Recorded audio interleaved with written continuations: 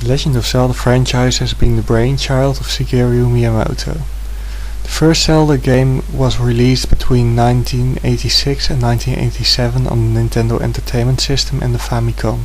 The game was separated in two parts, the overworld and the dungeons. The player had to explore the overworld in order to find the dungeons.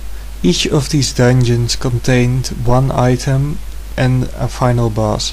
At the end of each dungeon, the player would acquire an important piece of the Triforce of Wisdom, the Triforce being one of the core story elements of the Zelda games. 1 year later, Nintendo released The Legend of Zelda: The Adventure of Link.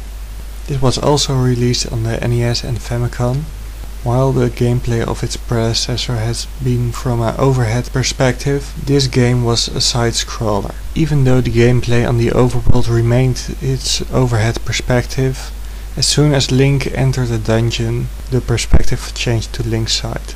The game took aspects from role-playing games and incorporated into the Legend of Zelda universe. It was the first game that featured towns to visit, and it is the only Zelda game to date that uses experience points to level Link up.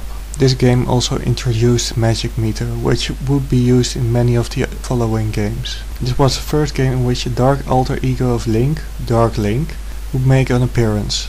He has been part of the Zelda franchise ever since. The next Legend of Zelda game, A Link to the Past, was released on the SNES in 1991 and 1992. This game returned to the overhead perspective of the first title and introduced the concept of two parallel worlds, the light world and the dark world for this game. Link was able to move freely between these worlds. However, when he first got to the dark world, he transformed into the first playable version of Link that was not Link himself. It would set a trend for later Zelda titles wherein Link would be able to transform at will. Also, this game introduced some of the most recognizable items in Zelda franchise, the hookshot, master sword and more. It also introduced the spin attack technique, where Link turns around slashing all the enemies around him, which has been included in every Zelda game ever since. In 1993, the first handheld installment of the Legend of Zelda franchise was released. It was called Legend of Zelda: Link's Awakening. This Zelda game took many of its cues from A Link to the Past in ways of visuals, though they were more limited on the Game Boy screen. The gameplay was very similar. This was the first overhead perspective Zelda game that allowed Link to jump, even though it was with an item. And it was also the first Legend of Zelda game to include a training sequence, something most of its games since have been doing. It was also the first instance of Link learning various songs for one instrument.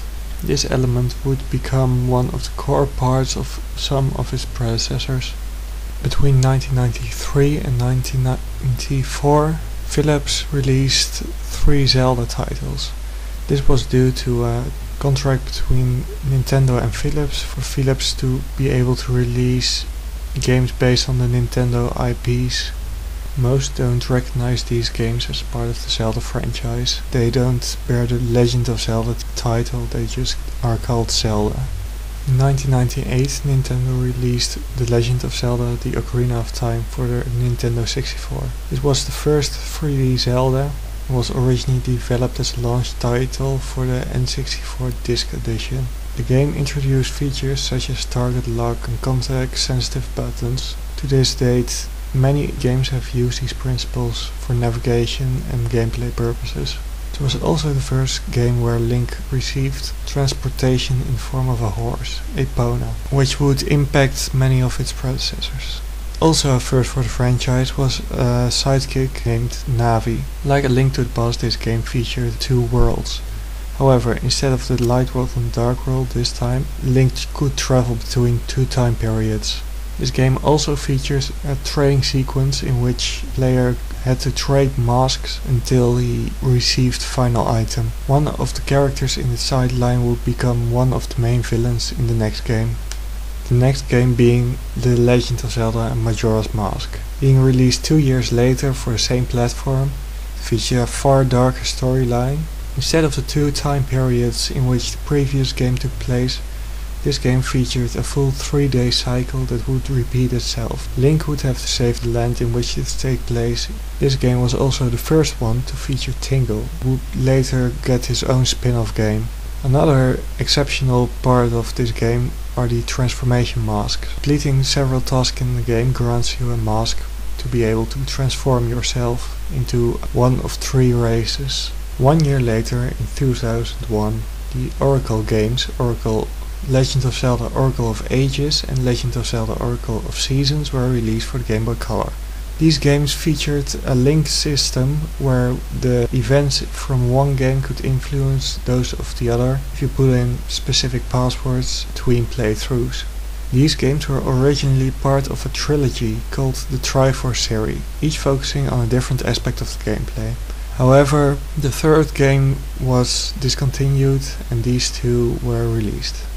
Between 2002 and 2003, Nintendo released a remake of A Link to the Past for the Game Boy Advance. Bundled with this game was The Legend of Zelda 4 Swords, the first multiplayer installment of the Zelda franchise, where up to 4 people could play with each other to complete dungeons, fight enemies, etc. This was also the first game where Vati, one of the other main villains next to Ganon throughout the series, made his appearance.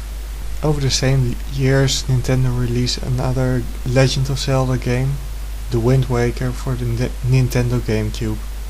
This game surprised everybody with its visual style, with big-headed characters and bright colors. Because the game took place on a wide ocean, the player received a boat to travel along with it. This was also the first Zelda game where the player could play with an entirely other character than Link himself.